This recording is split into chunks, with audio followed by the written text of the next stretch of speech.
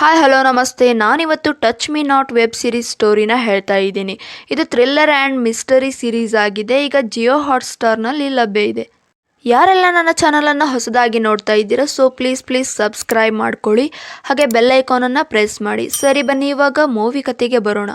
Web series start ಆಗುತ್ತೆ Maruti ಅಪಾರ್ಟ್ಮೆಂಟಲ್ಲಿ. Watchman ಹತ್ರ ಯಾರೋ 3 ಜನ ಹೆಣ್ಮಕ್ಳು ಬಂದು ವಾಚ್ಮ್ಯಾನ್ಗೆ ಬೈತಿದ್ದಾರೆ. ಫೈರ್ ಎಕ್ಸಿಟ್ ಹತ್ರ ಕಾರ್ ಪಾರ್ಕಿಂಗ್ ಮಾಡಬಾರ್ದು ಅಂತ ನೋಟಿಸ್ ಪೇಪರ್ ಅಂಟಿಸಿದ್ದೀರಾ ಅಂತ. ದೀಪಾವಳಿ ಬೇರೆ ಇರೋದ್ರಿಂದ ಕಾರ್ಗಳನ್ನು ಏನು ರಸ್ತೆ ಮಧ್ಯೆಯಲ್ಲಿ ನಿಲ್ಲಿಸ್ಬೇಕಾ ಅಂತ ಬೈತಿದ್ದಾರೆ. ಈ ವಾಚ್ಮ್ಯಾನ್ ಅಪಾರ್ಟ್ಮೆಂಟಲ್ಲಿ ಫೈರ್ ಎಕ್ಸಿಟ್ ಇಶ್ಯೂಸ್ ಇದೆ ಅಂತ ಹೇಳಿದ್ರು. ಅವರು ಇವನಿಗೆ ಬೈದು ಹೋಗ್ತಾರೆ. ಈ ಕಡೆ ಅಪಾರ್ಟ್ಮೆಂಟ್ ಒಳಗೆ ಯಾರೋ ಒಬ್ಳು ಹೆಂಗಸು ಯಾರಿಂದಾನೋ ತಪ್ಪಿಸ್ಕೊಳ್ಳೋಕೆ ಅಂತ ಟ್ರೈ ಮಾಡ್ತಿದ್ದಾಳೆ. ಯಾರೋ ಒಬ್ಬ ಪರ್ಸನ್ನ ನೋಡಿ ಹೆದರ್ಕೊಳ್ತಿದ್ದಾಳೆ. ಅದು ಯಾಕೆ ಏನು ಅಂತ ಮುಂದೆ ತಿಳ್ಕೊಳ್ಳೋಣ. ಇನ್ನೊಂದು ಕಡೆ ಅದೇ ಅಪಾರ್ಟ್ಮೆಂಟಲ್ಲಿರೋ ಒಂದು ಫ್ಯಾಮಿಲಿನ ತೋರಿಸ್ತಾರೆ.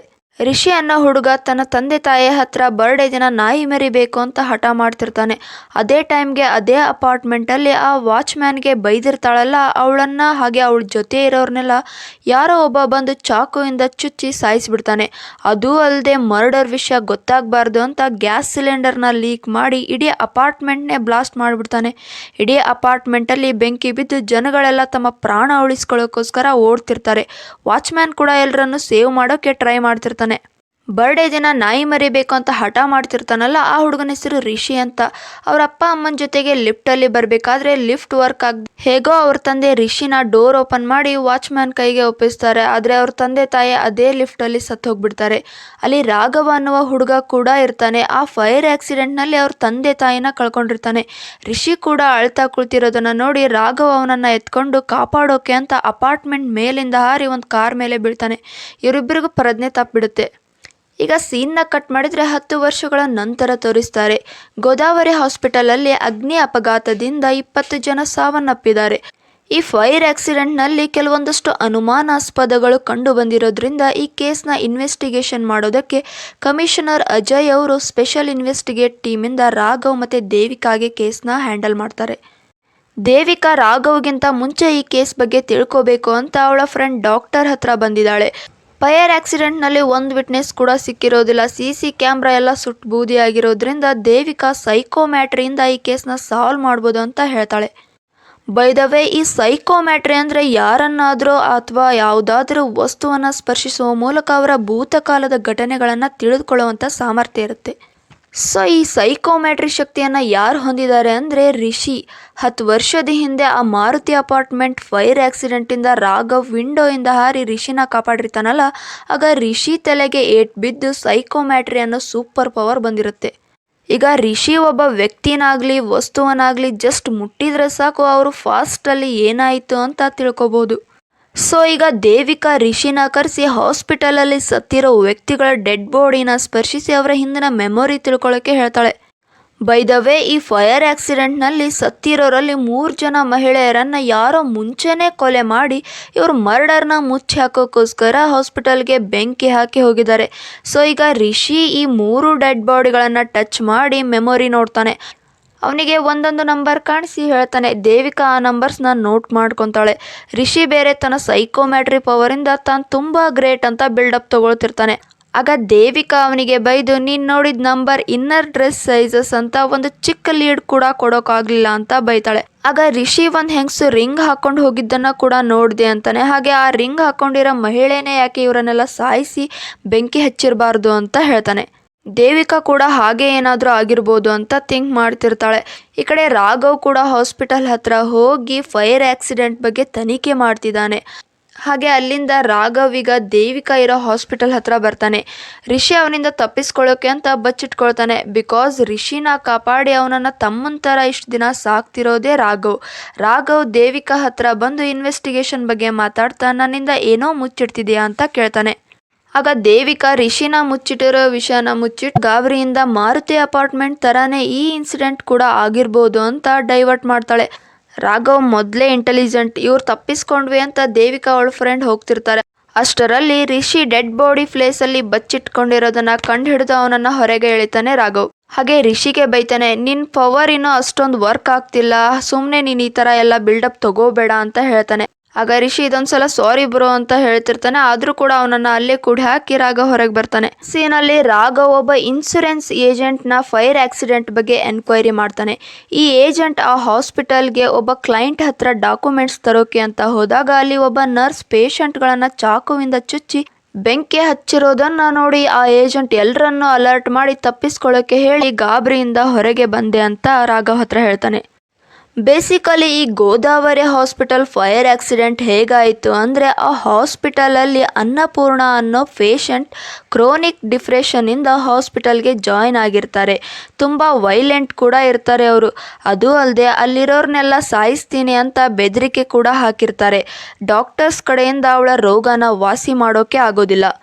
ಸೊ ಅನ್ನಪೂರ್ಣ ಅವರ ಹಾಸ್ಪಿಟಲ್ ಬಿಲ್ ಕೂಡ ಯಾರೂ ಕಟ್ಟದೇ ಇರೋದಕ್ಕೆ ಆ ಪೇಷಂಟ್ನ ಕಳಿಸ್ಬೇಕು ಅಂತ ಡಾಕ್ಟರ್ಸ್ ಎಲ್ಲ ಡಿಸೈಡ್ ಮಾಡಿರೋದು ಗೊತ್ತಾಗಿ ಅನ್ನಪೂರ್ಣ ಏನು ಮಾಡಿಬಿಡ್ತಾರೆ ಅಂದರೆ ಅಲ್ಲಿರೋ ಪೇಷಂಟ್ಗಳಿಗೂ ಚುಚ್ಚಿ ತಾನು ಚುಚ್ಚಿಕೊಂಡು ಸತ್ತಿರ್ತಾಳೆ ಅಂತ ರಾಘವ್ ಕೇಸ್ನ ಫೈನಲ್ ಸ್ಟೇಟ್ಮೆಂಟ್ ಕೊಡ್ತಾನೆ. ಬಟ್ ದೇವಿಕಾ ಇದಕ್ಕೆ ಒಪ್ಕೊಳ್ದೇನೆ ಇನ್ನೂ ಟೈಮ್ ತಗೊಂಡು ಇನ್ವೆಸ್ಟಿಗೇಷನ್ ಮಾಡಬೇಕು, ಈ ಕೇಸ್ ಕೂಡ ಮಾರುತಿ ಅಪಾರ್ಟ್ಮೆಂಟ್ ಕೇಸ್ ಥರಾನೇ ಅನ್ನಿಸ್ತಿದೆ ಅಂತ ಹೇಳ್ತಾಳೆ. ಆದರೂ ಕೂಡ ಅಜಯ್ ರಾವ್ ಅವರು ಒಂದಾದರೂ ಸಾಕ್ಷಿನ ತಗೊಂಡ್ ಬಾ ಅಂತ ಹೇಳಿ ಕೇಸ್ನ ಕ್ಲೋಸ್ ಮಾಡಿಬಿಡ್ತಾರೆ. ನೆಕ್ಸ್ಟ್ ಸೀನಲ್ಲಿ ಒಬ್ಳು ಹುಡುಗಿ ವಾಶ್ರೂಮಲ್ಲಿ ಡ್ರೆಸ್ ಚೇಂಜ್ ಮಾಡ್ತಿರ್ತಾಳೆ. ಯಾರೋ ಒಬ್ಬ ಡೋರ್ ಕಿಂಡಿಯಿಂದ ನೋಡ್ತಿರೋದನ್ನು ಅವಳು ನೋಡಿ ಅವನನ್ನು ಹಿಡಿಯೋಕೆ ಅಂತ ಅಟ್ಟಿಸ್ಕೊಂಡು ಬರ್ತಾಳೆ. ಆ ವ್ಯಕ್ತಿ ಬೇರೆ ರಿಷಿಗೆ ಡಿಕ್ಕಿ ಹೊಡೆದು ಹೋಗ್ತಾನೆ. ರಿಷಿಗೆ ಬೇರೆ ಸೈಕೋಮ್ಯಾಟ್ರಿಕ್ ಪವರ್ ಇರೋದ್ರಿಂದ ಡಿಕ್ಕಿ ಹೊಡೆದ ವ್ಯಕ್ತಿ ಮಾಡಿರೋ ಕೆಲಸದ ಮೆಮೊರಿ ಆಗುತ್ತೆ. ಹಾಗೆ ರಿಷಿ ಕೂಡ ಸೇಮ್ ಅವನ ಥರದ ಡ್ರೆಸ್ ಹಾಕೊಂಡಿರ್ತಾನೆ. ಅವನ ಫ್ರೆಂಡ್ ಜೊತೆ ಫೋನಲ್ಲಿ ಡೆಡ್ ಬಾಡಿಗಳ ಬಗ್ಗೆ ಕಂಡು ಹಿಡಿಯೋಕೆ ಹೋಗಿ ಇನ್ನರ್ ವೇರ್ ನೋಡಿರೋ ಬಗ್ಗೆ ಮಾತಾಡ್ತಿರ್ತಾನೆ. ಇದನ್ನೆಲ್ಲ ಕೇಳಿಸ್ಕೊಂಡು ಆ ಹುಡುಗಿ ರೆಕಾರ್ಡ್ ಮಾಡಿಕೊಂಡು ರಿಷಿಗೆ ಬಾಯಿಗೆ ಬಂದಂಗೆ ಬೈತಾಳೆ. ರಿಷಿ ಅದಕ್ಕೆ ನಿಮ್ಮನ್ನು ವಾಶ್ರೂಮಲ್ಲಿ ನೋಡಿದ್ದು ನಾನಲ್ಲ ಅಂತಾನೆ. ಅದು ಹೇಗೆ ನೀನು ವಾಶ್ರೂಮೇ ಅಂತ ಹೇಳಿದೆ ಅಂತ ಅವಳು ಪೊಲೀಸ್ ಕಂಪ್ಲೇಂಟ್ ಕೊಟ್ಟು ಅವನನ್ನು ಅರೆಸ್ಟ್ ಮಾಡಿಸ್ತಾಳೆ. ರಿಷಿ ಬೇರೆ ಸ್ಟೇಷನಲ್ಲಿ ಎಗರಾಡ್ತಿರ್ತಾನೆ. ವಿಷಯ ಗೊತ್ತಿಲ್ಲದೆ ತಪ್ಪು ಮಾಡ್ತಿದೆಯಾ, ನಿನ್ನ ಒಂದು ಕೈ ನೋಡ್ಕೋತೀನಿ ಅಂತ ಆ ಹುಡುಗಿಗೆ ಆವಾಜ್ ಹಾಕ್ತಾನೆ. ಆಗ ಪೊಲೀಸ್ ಇನ್ಸ್ಪೆಕ್ಟರ್ ರಿಷಿನ ಕಂಡು ಹಿಡಿದು ದೇವಿಕಾಗೆ ಇವನ ಒಪ್ಪಿಸು, ಸೈಕೋಮ್ಯಾಟ್ರಿ ಅಂತ ಹುಚ್ಚು ಹಿಡಿದಿದೆ ಇವನಿಗೆ ಅಂತ ಹೇಳಿ ಕಳಿಸ್ತಾರೆ. ಈ ಕಡೆ ರಿಷಿ ಕಾಲೇಜ್ನಲ್ಲಿ ಯಾರೋ ಒಬ್ಬ ಕ್ವಶನ್ ಪೇಪರ್ನ ಕದ್ದಿರೋದನ್ನ CC ಕ್ಯಾಮ್ರಾದಲ್ಲಿ ಪ್ರಿನ್ಸಿಪಲ್ ನೋಡ್ತಾರೆ. ಈ ಕೆಲಸನ ರಿಷಿನೇ ಮಾಡಿರ್ತಾನೆ ಅಂತ ಮ್ಯಾಥ್ಸ್ ಟೀಚರ್ ಅವನ ಮೇಲೆ ಕಂಪ್ಲೇಂಟ್ ಮಾಡ್ತಿರ್ತಾರೆ. ಬಿಕಾಸ್ ರಿಷಿ ಕಾಲೇಜಲ್ಲಿ ಕ್ಲಾಸ್ ಬಂಕ್ ಮಾಡಿ ಬರೀ ಗಲಾಟೆ ಮಾಡಿಕೊಂಡೇ ಇರ್ತಾನೆ, ಹೀಗಾಗಿ ಅವನೇ ಮಾಡಿರಬೇಕು ಇಂಥ ಕೆಲಸನೆಲ್ಲ ಅಂತ ಮ್ಯಾಥ್ಸ್ ಪ್ರೊಫೆಸರ್ ಹಾಕಿ ಕೊಡ್ತಾರೆ. ಈಗ ರಿಷಿ ಕಾಲೇಜ್ ಒಳಗಡೆ ಎಂಟ್ರಿ ಕೊಡ್ತಿದ್ದಂಗೆ ರಿಷಿನ ಕಂಪ್ಲೇಂಟ್ ಕೊಟ್ಟು ಅರೆಸ್ಟ್ ಮಾಡಿಸಿರ್ತಾಳಲ್ಲ ಆ ಹುಡುಗಿ ಹೆಸರು ಮೇಘ. ಹೊಸದಾಗಿ ಕಾಲೇಜ್ಗೆ ಜಾಯ್ನ್ ಆಗಿರ್ತಾಳೆ. ರಿಷಿನ ನೋಡಿ ಶಾಕ್ ಆಗಿಬಿಡ್ತಾಳೆ. ಪೊಲೀಸ್ ಸ್ಟೇಷನ್ ಏನು ಹೊಸದಲ್ಲ ಅನಿಸುತ್ತೆ, ಬೇಗನೆ ಹೊರಗೆ ಬಂದಿದೆಯಾ ಅಂತಾಳೆ. ರಿಷಿ ನೀನು ಕೊಟ್ಟಿರೋ ಕಂಪ್ಲೇಂಟ್ನ ವಾಪಸ್ ತಗೋ, ನಾನು ಮಾತಾಡಿರೋ ಟಾಪಿಕ್ ಬೇರೆ, ನೀನು ಕನ್ಫ್ಯೂಸ್ ಆಗಿದೆಯಾ ಅಂತ ಬಿಡಿಸಿ ಹೇಳೋಕ್ಕಾಗದೆ ಒದ್ದಾಡ್ತಿರ್ತಾನೆ. ಅದೇ ಟೈಮ್ಗೆ ಮ್ಯಾಥ್ಸ್ ಸರ್ ಬಂದು ರಿಷಿನ ಎಳ್ಕೊಂಡು ಹೋಗಿ ಸಂಡೇ ಕಾಲೇಜ್ಗೆ ಯಾಕೆ ಬಂದಿದ್ದೆ ಅಂತ ಪೇರೆಂಟ್ಸ್ನ ಕರ್ಕೊಂಡು ಬಾ ಅಂತಾರೆ. ರಿಷಿ ನನಗೆ ಪೇರೆಂಟ್ಸ್ ಇಲ್ಲ ಅಂತಾನೆ. ಆ ಮ್ಯಾಥ್ಸ್ ಸರ್ ಹಿಂದೆ ಮುಂದೆ ಇಲ್ಲದೆ ಇರೋನು ಅಂತ ವ್ಯಂಗ್ಯವಾಗಿ ಮಾತಾಡಿ ಹೋಗ್ಬಿಡ್ತಾರೆ. ಇದನ್ನು ಮೇಘ ಗಮನಿಸಿರ್ತಾಳೆ. ಸೊ ಈಗ ರಿಷಿಗೆ ತುಂಬಾ ಬೇಜಾರಾಗಿ ಅಪ್ಸೆಟ್ ಆಗಿ ಹೊರಗೆ ಹೋಗ್ತಾನೆ. ಕ್ಲಾಸಲ್ಲಿ ಮೇಘಾಗೆ ಮೆಹರ್ ಅನ್ನೋ ಹುಡುಗಿ ಫ್ರೆಂಡ್ ಆಗ್ತಾಳೆ. ಸ್ಪೋರ್ಟ್ಸ್ ಡ್ರೆಸ್ ಕೊಟ್ಟು ಹೋಗ್ತಾಳೆ. ಆ ಕ್ಲಾಸಿನ ಬೇರೆ ಹುಡುಗಿರೆಲ್ಲ ಮೇಘ ಹತ್ರ ಬಂದು ಏನು ಸ್ಪೋರ್ಟ್ಸ್ ಪೀರಿಯಡಲ್ಲೂ ಕ್ಲಾಸಲ್ಲಿ ಇದೆಯಾ, ಇಯರ್ ಮಧ್ಯದಲ್ಲಿ ಜಾಯ್ನ್ ಆಗಿದೆಯಾ ಅಂದರೆ ಅಲ್ಲೇನೋ ಮಾಡಿರ್ತೀಯಾ ಅಂತ ಇನ್ಸರ್ಟ್ ಮಾಡ್ತಾರೆ. ಮೇಘ ಕೂಡ ಇವರುಗಳ ಮಾತಿಗೆಲ್ಲ ಟೆನ್ಷನ್ ಆಗಿ ಅಳ್ತಿರ್ತಾಳೆ. ಆಗ ಒಂದು ಚಿಕ್ಕ ಫ್ಲ್ಯಾಶ್ ಬ್ಯಾಕ್ನ ತೋರಿಸ್ತಾರೆ. 10 ವರ್ಷಗಳ ಹಿಂದೆ ಮಾರುತಿ ಅಪಾರ್ಟ್ಮೆಂಟಲ್ಲಿ ಫೈರ್ ಇನ್ಸಿಡೆಂಟ್ ಆಗಿತ್ತಲ್ಲ, ಆ ಕೇಸ್ ಮೇಲೆ ವಾಚ್ಮ್ಯಾನ್ ಹರಿಶ್ಚಂದ್ರ ಅವರನ್ನು ಅಪರಾಧಿ ಅಂತ ಅರೆಸ್ಟ್ ಮಾಡಿರ್ತಾರೆ. ಆ ವಾಚ್ಮ್ಯಾನ್ ಮಗಳೇ ಈ ಮೇಘ. ಇವಳು ತನ್ನ ತಂದೆ ಯಾವ ತಪ್ಪು ಮಾಡದೇ ಇದ್ರೂ ಕೂಡ ಅಪರಾಧಿ ಆಗಿದ್ದಾರೆ ಅಂತ ತಾನು ಪೊಲೀಸ್ ಇನ್ಸ್ಪೆಕ್ಟರ್ ಆಗಿ ತನ್ನ ತಂದೆನ ಬಿಡಿಸ್ಬೇಕು ಅಂತ ಟ್ರೈ ಮಾಡ್ತಿರ್ತಾಳೆ. ಹೀಗೆ ಅವಳಿಗೆ ಪ್ರತಿಯೊಂದು ಕಾಲೇಜ್ನಲ್ಲಿ ಅವ್ರ ತಂದೆ ಜೈಲಿಗೆ ಹೋಗಿದ್ದಾರೆ ಅಂತ ಇನ್ಸರ್ಟ್ ಮಾಡೋದ್ರಿಂದ ಅವಳು ತುಂಬಾ ಅಳ್ತಿರ್ತಾಳೆ. ಈ ಕಡೆ ರಿಷಿ ಕೂಡ ತನ್ನ ಪೇರೆಂಟ್ಸ್ನ ನೆನಪು ಮಾಡಿಕೊಂಡು ಫೋಟೋ ನೋಡ್ತಾ ಅಳ್ತಿರ್ತಾನೆ.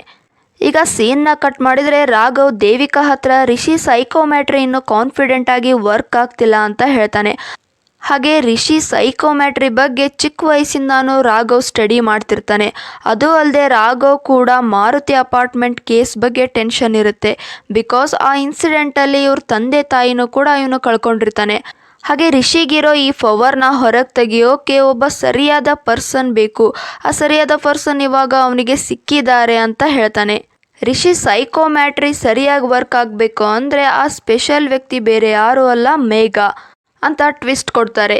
ಸೊ ಇವನ ಸೈಕೋಮೆಟ್ರಿ ಪವರ್ ಹೇಗೆ ವರ್ಕ್ ಆಗುತ್ತೆ, ಏನು ಕತೆ ಅನ್ನೋದನ್ನು ನೆಕ್ಸ್ಟ್ ಎಪಿಸೋಡಲ್ಲಿ ನೋಡೋಣ.